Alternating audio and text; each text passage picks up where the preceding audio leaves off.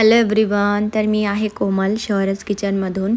तर खूप जणांना प्रश्न पडतात की मी झोमॅटोवरती जे ऑर्डर्स देते ते मी ऑन टाईम कसं इतक्या पटापटा बनवून देते. तर मी आज सांगणार आहे. ते सांगण्यासाठी मला खूप सारे DMs येतात, खूप सारे मेसेजेस येतात की ताई तू ऑन टाईम एवढं सगळं कसं बनवून देते. XYZ की म्हणजे मला दीदीचा फोन आला की दीदी मी 2 महिने झाले माझं क्लाउड किचन रन करते, पण मला ऑर्डर्स येत नाही आहेत तेवढे, आणि आले तरी एक 8 आणि 10 मिनटं मला टायमिंग असतो. तर 8 आणि 10 मिनटं हा तुम्हाला सुरुवातीचा टायमिंग असतो. मलाही तोच टाईम मिळायचा, 8-10 मिनटामध्ये प्रिपरेशन करून द्यायचं. पण इतकं सगळं बनवून देणं हे 8-10 मिनटामध्ये पॉसिबल नाही आहे.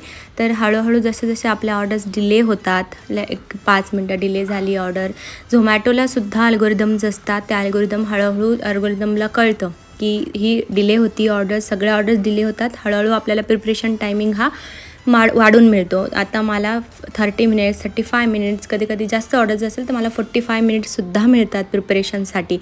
तर असं असतं ते. आणि त्यामध्ये आम्ही दोघीजणी असतो. जर मला पिठलं भाकरीची ऑर्डर आली आहे तर आमच्या आई भाकरी बनवतात आणि मी पिठलं बनवते. त्यामुळे आमची ती फास्ट प्रोसिजर, पटकन पिठलं भाकरी तयार होते.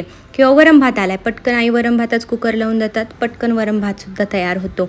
आणि फोडणी मारायला तर मी माहीर आहे, त्याला वेळ लागतच नाही मला, तर हात बसला आता त्यामुळे. आणि सगळ्यात मेन गोष्ट म्हणजे असते की या गोष्टीमध्ये अनुभव हा खूप महत्त्वाचा असतो. कोणी कितीही एक्सप्लेन केलं ना, तर आपण आपल्या कामातनं जो आपल्याला अनुभव येतो त्यावरच सगळं डिपेंड असतं. तर आजच्यासाठी एवढंच. भेटूया नेक्स्ट व्हिडिओमध्ये. थँक्यू. पटकन ऑर्डर करा.